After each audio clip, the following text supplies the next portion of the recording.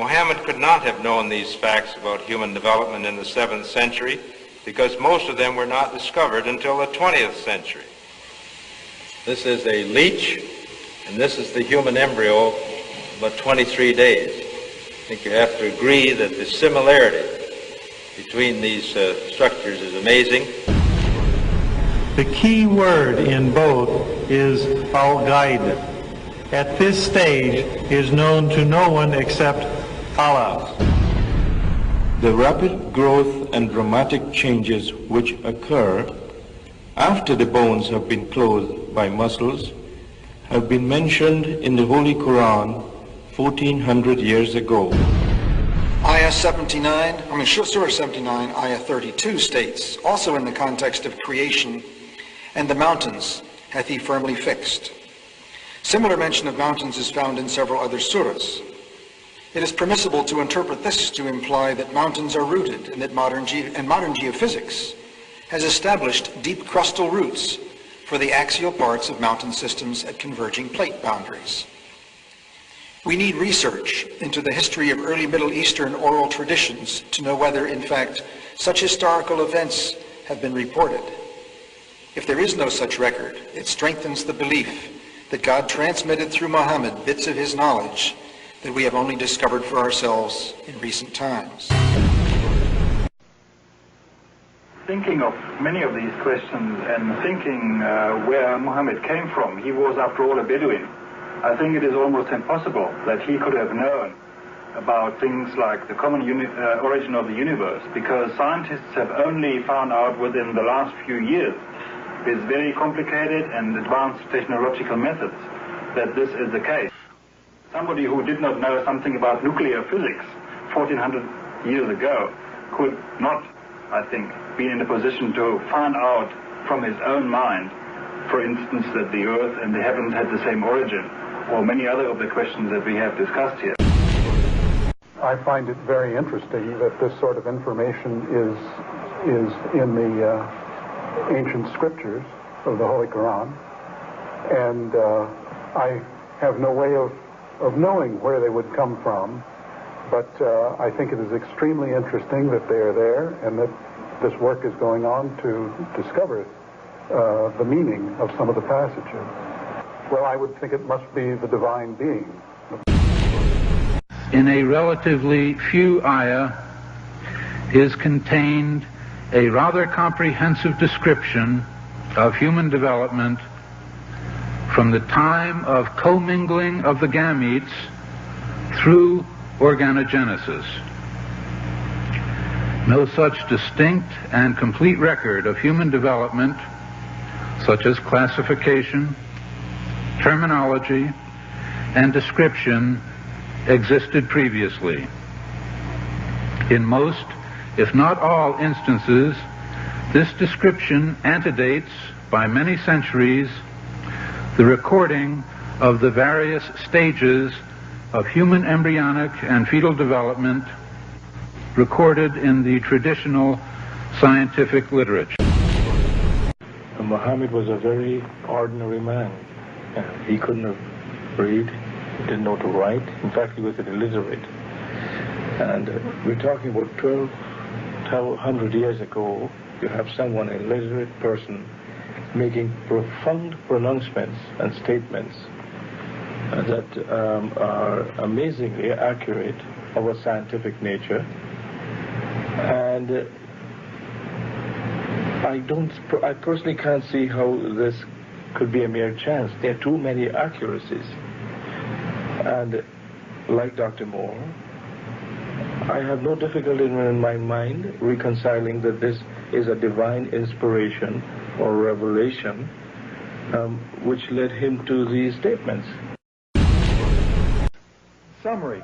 The Quran describes not only the development of external form, but emphasizes also the internal stages, the stages inside the embryo of its creation and development, emphasizing major events recognized by contemporary science. Thank you for your attention. As a scientist, I can only deal with things which I can specifically see. I can understand embryology and developmental biology. I can understand the words that are translated to me from the Quran.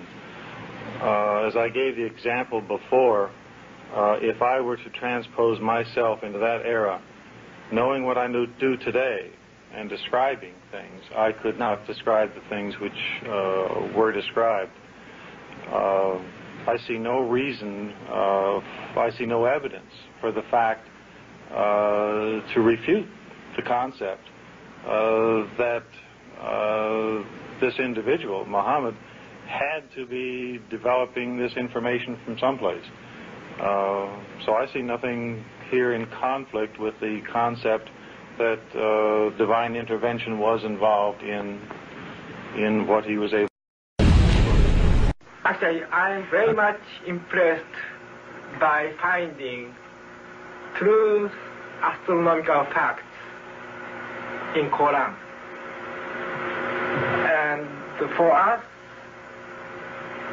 we modern astronomers have been studying very small fields of the universe. We concentrated our efforts for understanding of very small part, because by using telescope we can see only a very few parts of the sky without thinking whole the universe. So by reading Quran and by answering to your questions, I think I can find my future way for investigation of the universe. And then when I was maybe about 1/3 in Quran, I remember telling my wife, you know, this Muhammad, he must have been a very smart, very intelligent man, because this book is very clear, very logical, very easy to follow, and there are no contradictions. But then as I read later, I suddenly saw a scientific fact which I knew was only discovered in the 20th century. So immediately I saw that Muhammad is not the author of the Quran. That Muhammad is a messenger sent by God to give the Quran to mankind. I saw, mashallah, Muhammad Rasulullah.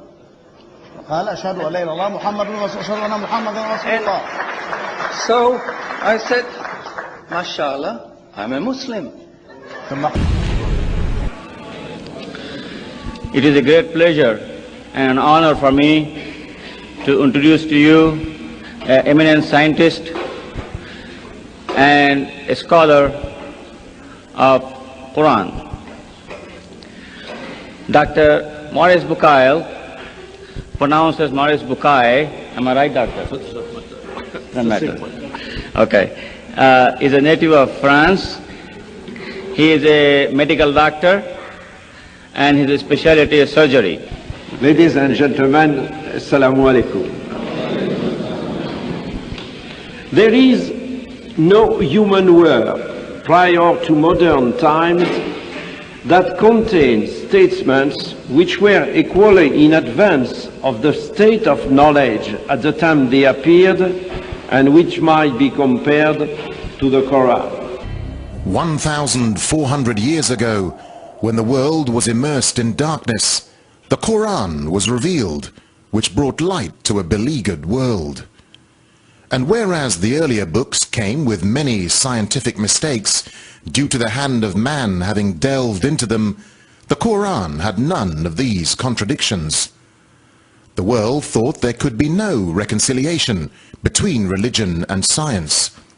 But the Quran mentioned many scientific facts in great detail, like how a human being developed in the mother's womb, and described other scientific facts which amaze the world's renowned scientists and scientific community.